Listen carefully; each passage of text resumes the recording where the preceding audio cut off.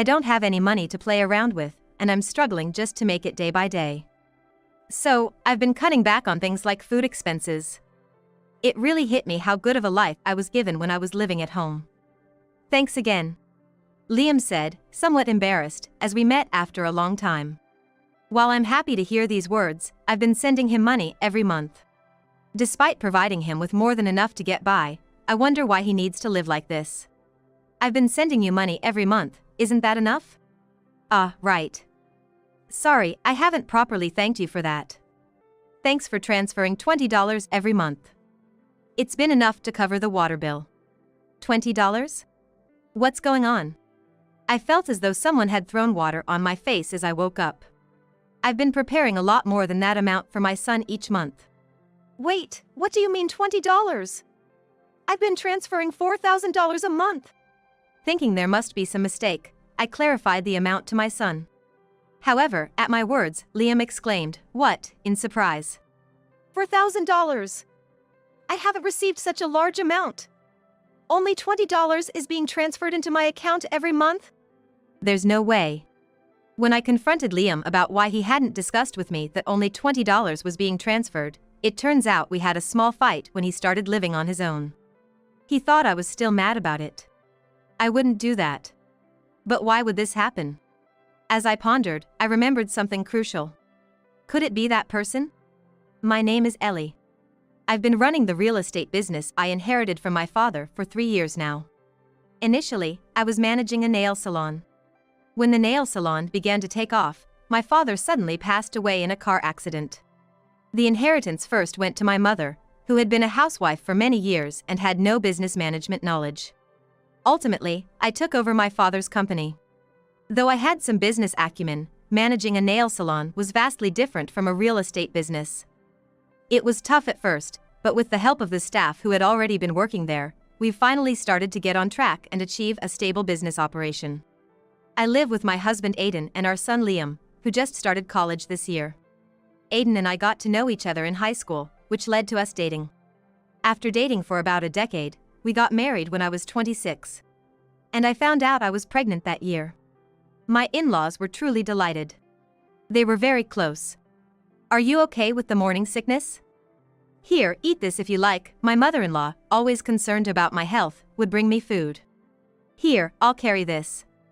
Take it easy, Ellie. My father-in-law would offer to carry heavy items and drive me to the doctor or shopping. Since my in-laws lived close to us, they always looked after me and treated me kindly.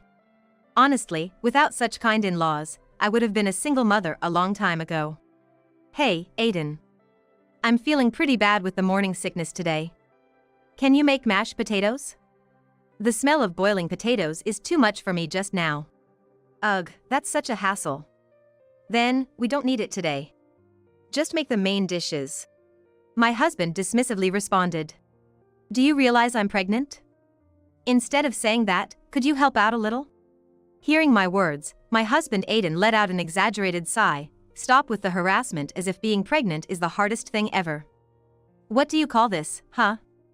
Pregnancy harassment? It's not just you who's having a tough time. I'm exhausted from work, he said with an annoyed look and flopped down on the couch. What's that about? That's awful, you don't have to say it like that. What are you talking about? You can cook for yourself, right? I said it's fine if you don't, so no complaints. See ya. This was because my husband was utterly useless during my pregnancy and after the birth, not offering any help or showing any understanding towards a pregnant woman. And above all, what troubled me was Aiden's gambling habit. He was the type to frequent casinos since we were dating, claiming it was just a way to kill time with only $100, but I didn't worry too much about it. However, after we got married and I started managing our finances, I realized how much money he was actually spending on gambling. It was terrible. Hey! Aiden, where's this month's living expenses? Make sure to put it in. I lost yesterday, so it's not gonna happen this month. Lost? You know we're having a baby, right? I know. I'll quit gambling once the baby is born. My husband laughed it off, showing no sign of remorse. Despite this, my in-laws frequently admonished him, Aiden. Don't just sit around, help Ellie out. But it was like talking to a wall. He never listened. I thought about divorcing him countless times. However, there were several reasons why I continued with the marriage. The first was the presence of my in-laws, who were looking forward to the birth of their grandchild. "Ellie, we're really sorry. It's our fault for raising him to be like this. We want to see our grandchild, but please prioritize yourself and the baby. It's sad, but if you want a divorce, we won't stop you. Aiden has been the worst as both a father and a husband. Oh, please you guys." Seeing how much they cared for me and shed tears, my in-laws. Seeing them like that, I couldn't easily choose to divorce. And there was another reason. It related to my job. Though my business was starting to stabilize, I worried if I could support Liam alone if my company faced difficulties after a divorce.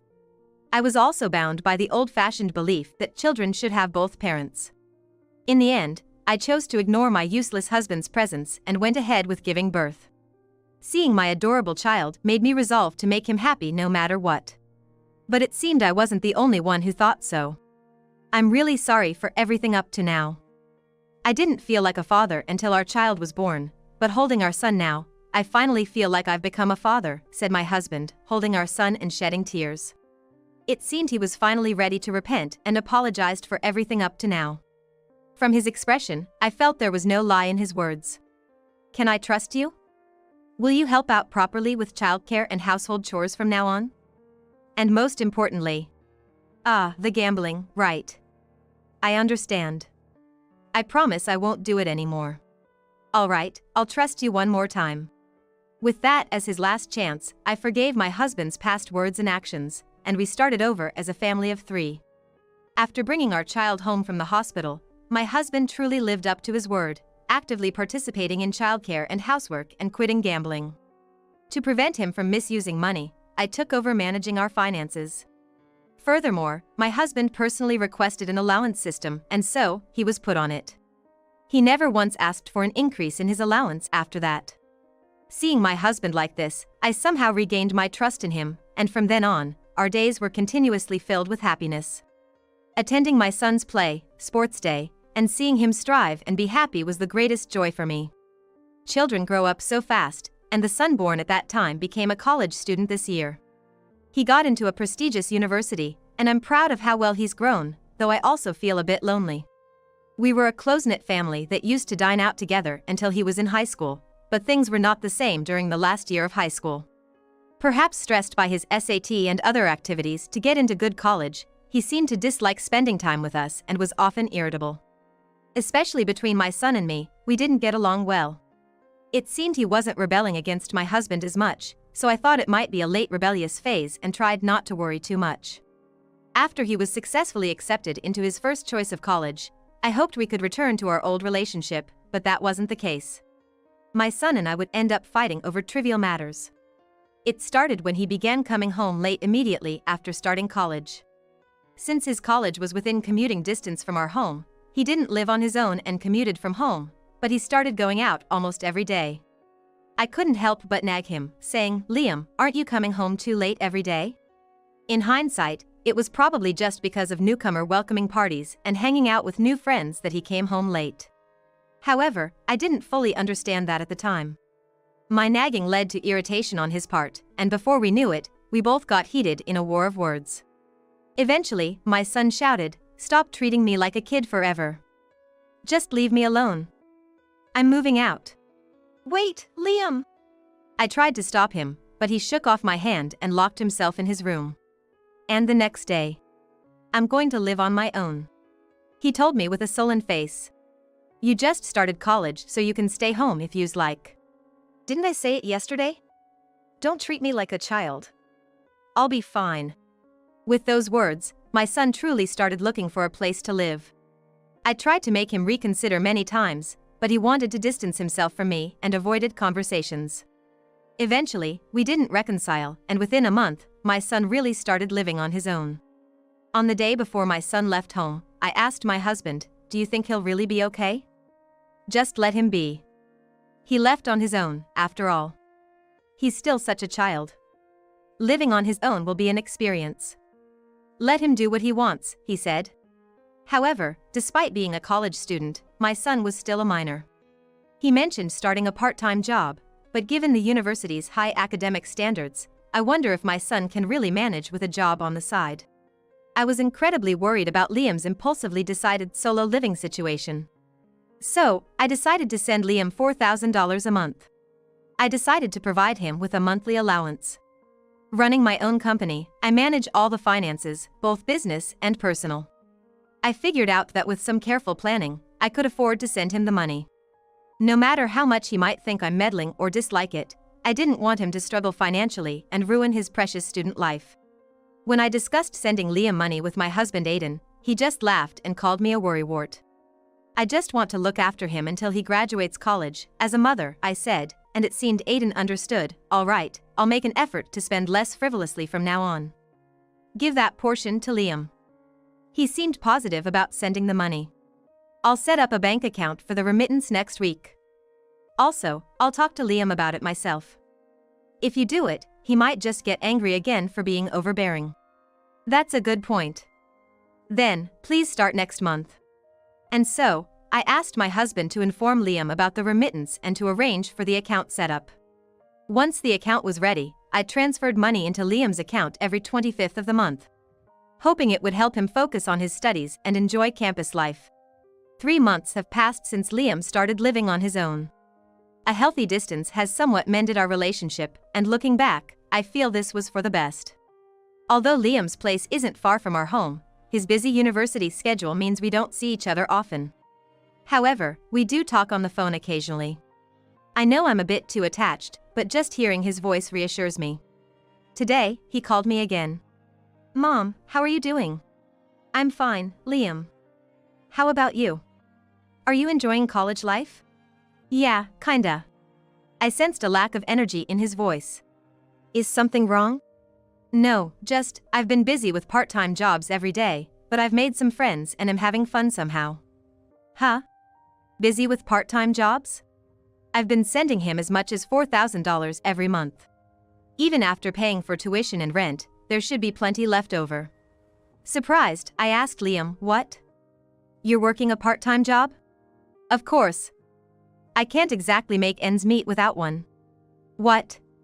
How can you run out of money like that? Well, I am trying to save as much as I can, you know? But still, $1,000 from my part-time job just isn't enough. Liam laughed. He never had a spending habit when living with us, so why? Something didn't add up, and I felt uneasy. When I asked a bit about his current life, he mentioned balancing studies with work, paying for rent, and even high utility bills. I don't have money to play around with, I'm struggling just to live day by day. So, I've been cutting back on things like food expenses. It really hit me how good of a life I was given when I was living at home. Thanks again. Liam said, somewhat embarrassed. I was happy to hear those words, but something was still off. I've been sending you money every month, isn't that enough? Oh, right. Sorry, I haven't properly thanked you for that. Thanks for transferring $20 every month. It's been enough to cover the water bill. What? $20? What's going on? I felt as though someone had thrown water on my face as I woke up. Wait, what do you mean $20? I've been transferring $4,000 a month.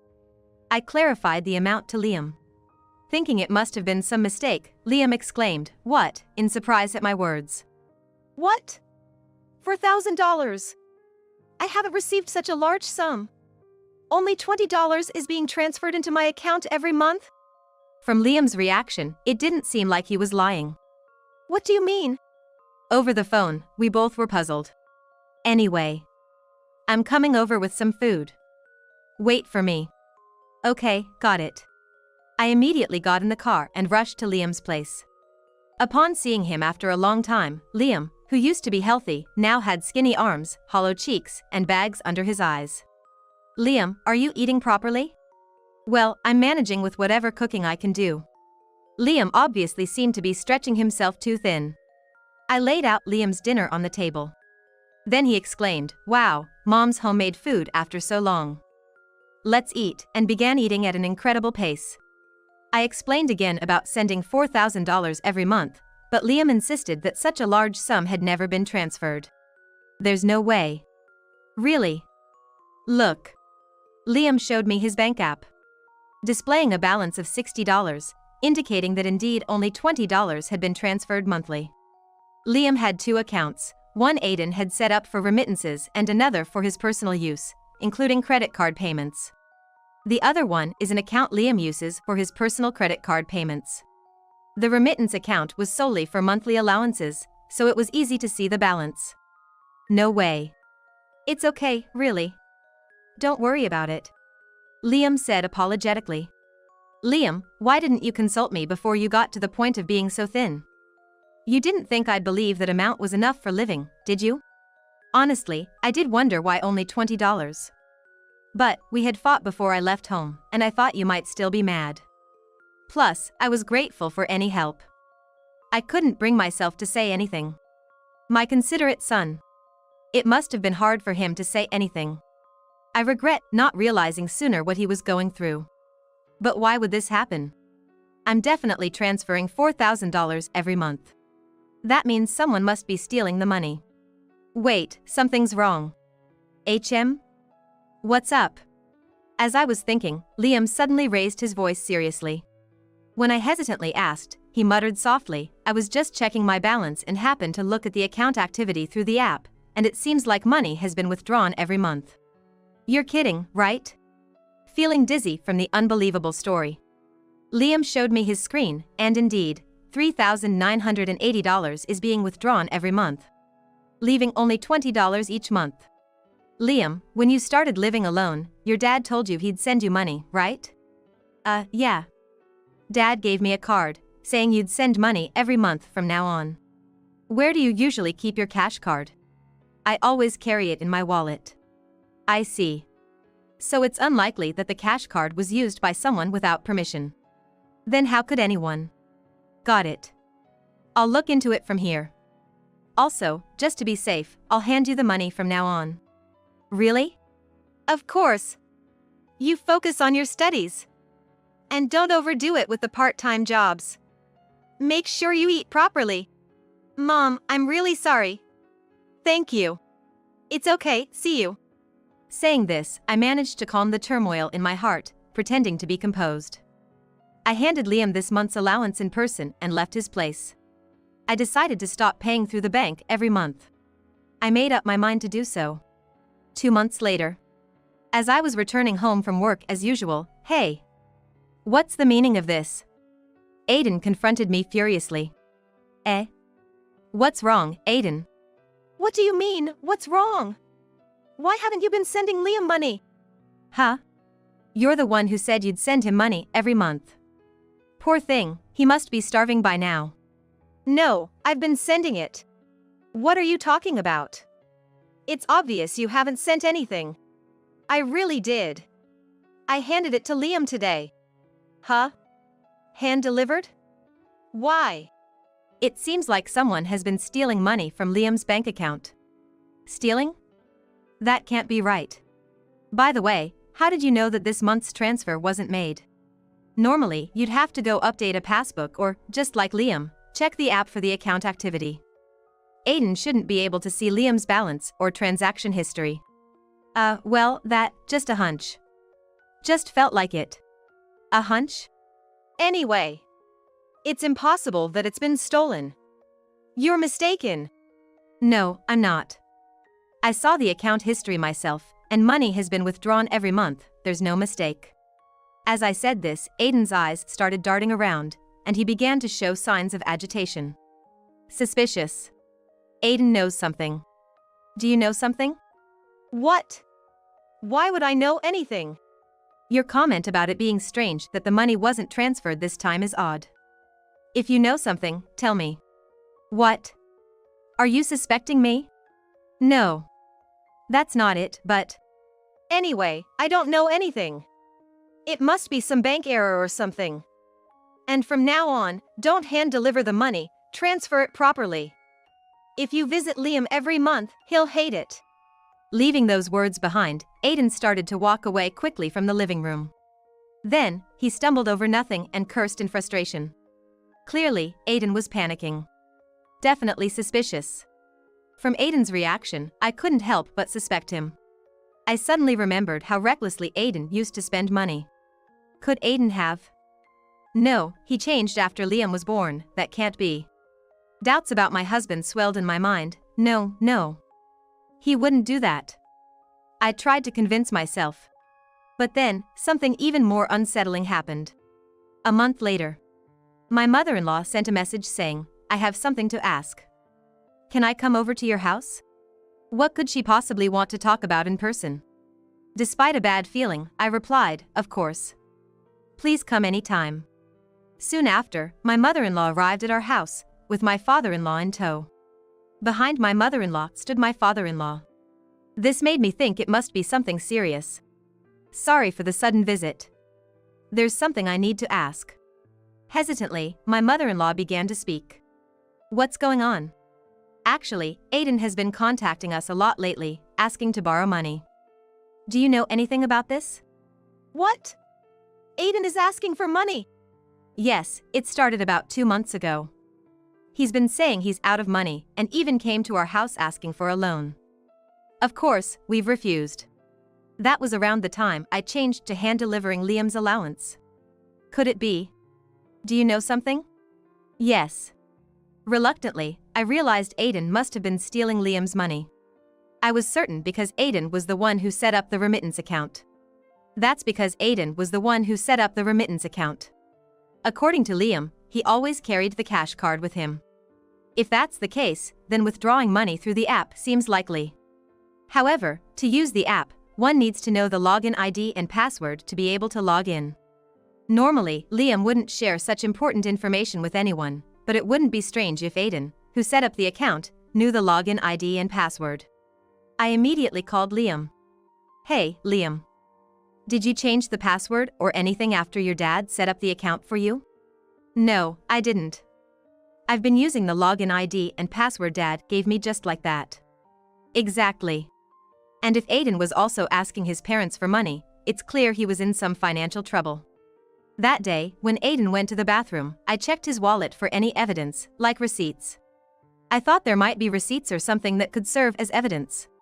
Searching through, I discovered a payday loan card inside. Aiden had debts? Facing this shocking truth, my mind went blank. Trying to steady my trembling hands, I next checked the smartphone. There, I discovered apps related to payday loans, clearly revealing that Aiden had been borrowing money. After a while, Aiden came out of the bath, so I decided to confront him immediately. "You've been borrowing money, haven't you?" When I bluntly asked, Aiden's eyes widened in shock. "How did you find out?" "I found a payday loan card in your wallet. Plus, there were multiple records in your phone." "Explain this to me." Well. Aiden began to fidget and hesitated to explain. Losing my patience with him, I yelled, "Don't stay silent, answer me now." Shocked by my shouting, Aiden jittered and started explaining, "I had no choice. I lost money on gambling." Gambling? I thought you quit. I knew he liked to gamble on slot machine, but playing cards now? And wasn't he supposed to have quit gambling after our child was born? It started off as just a bit of fun. A friend invited me, and then, that day, I just happened to win $2,000. I got carried away after that. What? When I lost, I thought I could win it back if I gambled more, so I kept betting. It became a cycle. Then, before I knew it, I had accumulated debt. When you said you'd start sending money, I thought. So you've been taking money from Liam's account? Yeah, I have. I feel terrible about it. I can't believe it. Liam was struggling so much, and you took his money. I was struggling too. I had debts and couldn't consult anyone. Understand me. Tears filled his eyes as he spoke, but my anger was boiling. How could I? Liam was suffering more than you. Don't you know how thin he became? Well. I had considered divorce many times before. But each time, I tried to believe in him and pushed through. To think it would come to harming our son. I could never forgive Aiden again. My patience had finally run out, and I decided to sever ties with this terrible man. Let's get a divorce. Divorce? Of course. Sneaking around taking money like a thief. You haven't changed at all. I can't do this anymore. Sorry. My bad. Don't say that. I'll change, I promise. Please, forgive me. It's too late. I'm leaving this house tomorrow. As Aiden pleaded desperately, I swiftly packed my things. I wanted to get the divorce over with as quickly as possible. I'll have someone pick up the boxes later. You can send them COD. I'll let you know the address. Hey! Are you really leaving? Yes. And the money you've been taking, you're going to pay it back. You're kidding. I don't have that kind of money. I already told you I have debts I can't even pay back. Sorry, truly. Please forgive me. Aiden was groveling on the floor, begging for forgiveness. But no matter how much he apologized or groveled, I wouldn't forgive him. If you don't intend to return the money, I might as well hire a lawyer. It's clear you'd lose in court. No way. What will it be? You'll pay it back, right? Realizing I was serious, Aiden finally gave in. Okay, I understand. I explained everything to Liam and told him about the divorce. I can't believe Dad was the culprit. Liam was astonished. If Mom has decided to divorce, I'll respect your decision. Thanks for standing up for me. Thus, our divorce was finalized smoothly. I was paid the entire amount of approximately $12,000 that Aiden had taken. I don't know how he managed to come up with such a large sum, but he probably borrowed it from payday lenders again. Years have passed since then. My company is still managing steadily, now with more employees, and it has continued to grow into a fairly large business. I plan to continue sending Liam money until he graduates from college. Honestly, without Aiden's wasteful spending, I've been able to make the payments without any problem. Taking this as an opportunity, Liam quit his part-time job and has returned to a healthy weight, now focusing on his studies and enjoying campus life. As for Aiden, it seems he's been completely disowned by my in-laws, cut off from any contact. I heard through the grapevine that he's now visiting a psychiatrist. He was probably suffering from gambling addiction. And he is still living a life buried in debt. On my end, my relationship with my in-laws remains excellent. I have a friendship-like relationship with my mother-in-law, often going out for lunch and having a good time talking about trivial matters, while my father-in-law has found common hobbies with Liam, like fishing, serving as a substitute father. Marrying Aiden might have been a mistake, but meeting my kind in-laws and wonderful son is an irreplaceable treasure of mine.